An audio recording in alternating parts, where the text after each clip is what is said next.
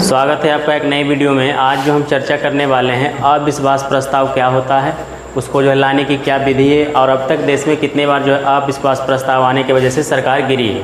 क्योंकि ये जो करंट मुद्दा है अभी जो चल रहा है, क्योंकि जो वर्तमान सरकार है बीजेपी, उसके जो है खिलाफ जो है लोकसभा में अविश्वास प्रस्ताव बिल लाया गया है विपक्ष के तरफ से। उसको ऊपर जो है चर्चा हो रही है लगातार और 10 तारीख को जो प्रधानमंत्री उस पर जवाब देंगे।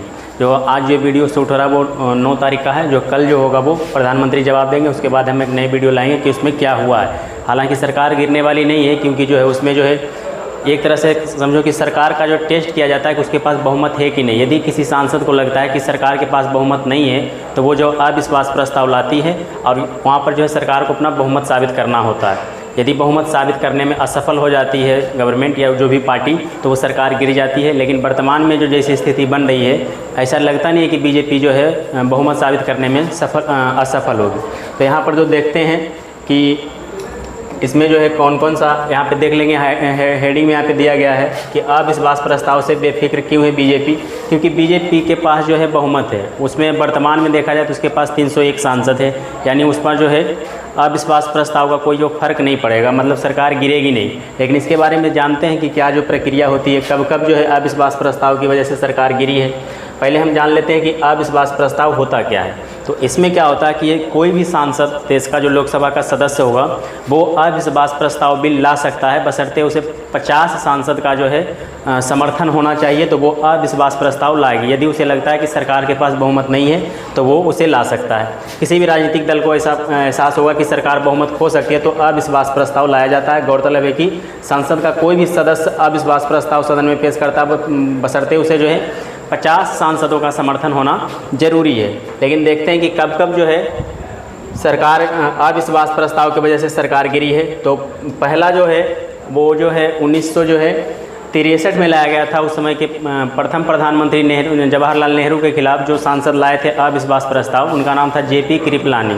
तो वो जो है उस अविश्वास प्रस्ताव की वजह से सरकार भले ही नहीं गिरी थी, लेकिन वो जो है पहला जो है भारत के इतिहास में जो अविश्वास प्रस्ताव लाया गया था किसी भी सरकार के खिलाफ। तो यहाँ पर जो कार्यकाल में पहला पेश किया गया था है ना, वो सोशलिस्ट पार्टी से आते थे, उनका नाम था जेपी कृपलानी और सदन में पेश किया गया था। इस प्रस्ताव के पक्ष में 62 वोट पड़े थे, जबकि जो है उसके खिलाफ जो है 347 वोट पड़ा था।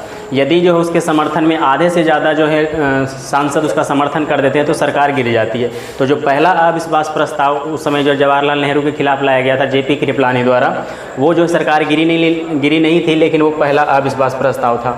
अब जो है देख लेते हैं कि और कब कब जो लाया गया था। तो 1979 में जब जो पहली बार जो है 6वीं लोकसभा चुनाव में पहली बार गैर कांग्रेसी सरकार बनी थी देश में, उस समय जो है प्रधानमंत्री बने थे मोरारजी देसाई। तो इनके खिलाफ भी जो है लाया गया था लोकसभा में अविश्वास प्रस्ताव 1979 में, और वो लाए थे वाई चौहान जो मोरारजी देसाई के खिलाफ अविश्वास प्रस्ताव लाए थे। लेकिन क्या हुआ था, अविश्वास प्रस्ताव पर वोटिंग होने से पहले ही मोरारजी देसाई ने इस्तीफा दे दिया था और वो जो है प्रधानमंत्री पद से इस्तीफा दे दिया और अपने राजनीतिक करियर को भी हमेशा के लिए अलविदा कर दिया था। तो ये जो है इस पर अविश्वास प्रस्ताव का कोई जो है मतलब नहीं बनता है। अविश्वास प्रस्ताव की वजह से ये सरकार नहीं गिरी थी, वो खुद इस्तीफा दे दिए थे। उसके बाद जो अविश्वास प्रस्ताव लाया गया था 1990 में बीपी सिंह के खिलाफ, क्योंकि उस समय जो है राम मंदिर का मुद्दा जो बहुत ज़्यादा हो गया था, तो उस समय जो है बीजेपी उनसे समर्थन वापस ले लिया था, जिस वजह से उनका जो सरकार गिर गई थी 1990 में। अविश्वास प्रस्ताव बीपी सिंह की सरकार बहुमत साबित नहीं कर सकी थी, क्योंकि बीजेपी ने जो है इनसे समर्थन जो वापस ले लिया था 1990 में राम मंदिर के वजह से।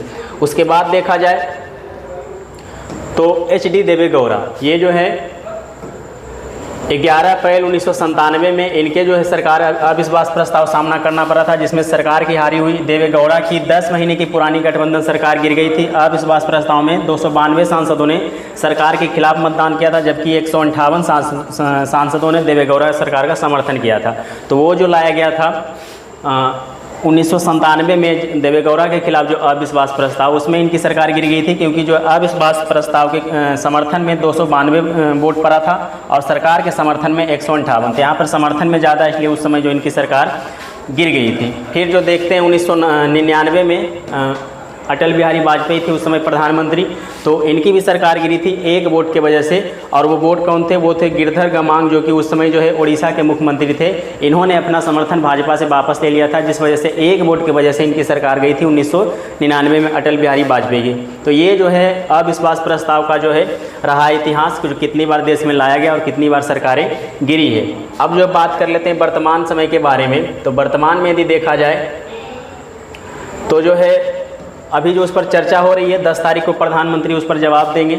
लेकिन इसमें देखा गया है कि जो है सरकार के खिलाफ जो लाए हैं अविश्वास प्रस्ताव, वो कांग्रेस के एक सांसद हैं, उनका जो नाम है गौरव गोगोई। वो जो है मणिपुर के जो है मुद्दा है उसको जो उठा करके लाएं कि मणिपुर में जातीय हिंसा को जो सरकार नहीं रोक पाई और महिलाओं के साथ हुए अत्याचार को मोदी सरकार सदन में चर्चा करने के लिए तैयार नहीं है, जिस वजह से जो है सरकार के खिलाफ जो है अविश्वास प्रस्ताव लाया गया है, जिसमें जो तय किया गया है कि 12 घंटे इस पर चर्चा किया जाएगा, जिसमें जो है 6 घंटे जो है लगभग 6.5 घंटे बीजेपी को, यानी जो सत्तारूढ़ अभी पार्टी है उसको जो बोलने का मौका दिया जाएगा, और करीब 1.5 घंटे मान लिया जाए कांग्रेस को दिया जाएगा, और जो है कुछ समय जो निर्धारित किया गया सभी राजनीतिक पार्टियों को बोलने का समय दिया जाएगा लोकसभा में। तो ये जो है बाकी जो फाइनल जो होगा यानी 10 तारीख को, कल, यानी कि आज जो वीडियो शूट हो रहा 9 तारीख है, कल 10 तारीख को जो प्रधानमंत्री इसका जवाब देंगे। लेकिन ऐसा लगता नहीं है कि सरकार गिरेगी, क्योंकि बीजेपी के पास जो है बहुमत बहुत ज़्यादा है। यदि किया जाए तो इनके पास जो है 301 सांसद भी वर्तमान में है। इनका आंकड़ा देखा जाए अभी बहुमत 270 का चल रहा है,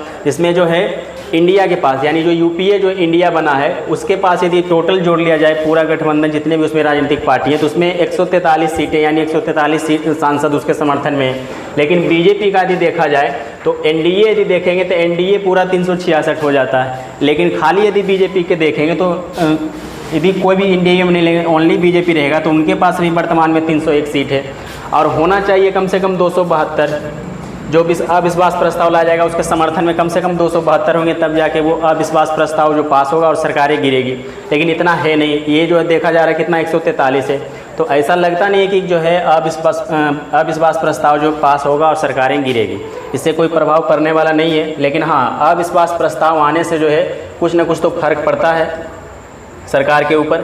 बाकी जो है मणिपुर में क्या हुआ है और उससे क्यों वहाँ पे हिंसा हुई है, इस पर जो हमने एक वीडियो बनाया है, यहाँ पे आप देख सकते हैं। उसमें सारी चीज़ें बताई गई है, आज़ादी के बाद अब तक मणिपुर का इतिहास क्या रहा है, मणिपुर में हिंसा कब और कैसे शुरू हुई, और साथ ही साथ बंगाल में जो हिंसा हुई है उसके बारे में भी इस पर चर्चा किया गया है, आप उसे देख सकते हैं। बाकी यही थी अविश्वास प्रस्ताव यानी लो कॉन्फिडेंस मोशन के बारे में चर्चा किया गया था इसमें। और इसमें साफ साफ पता चल रहा है कि जो वर्तमान सत्तारूढ़ पार्टी है उसकी सरकार नहीं गिरेगी। अविश्वास प्रस्ताव जो है यहाँ पे पास लोकसभा में नहीं होगा, लेकिन एक लाने के लिए जो उसमें कम से कम 50 सांसद का समर्थन होना जरूरी है। यदि किसी सांसद को लगता है कि सरकार के पास बहुमत नहीं है, वो खो चुकी है, तो वो अविश्वास प्रस्ताव लोकसभा में ला सकती है, बशर्ते उसे 50 सांसद का समर्थन होना जरूरी है। उसके बाद लाएगी, उसके बाद उसे पास कराना होता। पास जो आधे से ज़्यादा यानी कि बहुमत 272 यदि उसे समर्थन कर देते हैं तो सरकार गिर जाएगी, नहीं करेंगे तो वो पास नहीं होगा। तो ये जो वर्तमान में लाया जा रहा है ये जो है ऐसा लगता नहीं कि सरकार जो गिरेगी। ये था इससे रिलेटेड कुछ जानकारियाँ और इसका इतिहास, कल क्या होता है, मोदी जी क्या बोलते हैं लोकसभा में, इसके बारे में अगली वीडियो में जानकारी।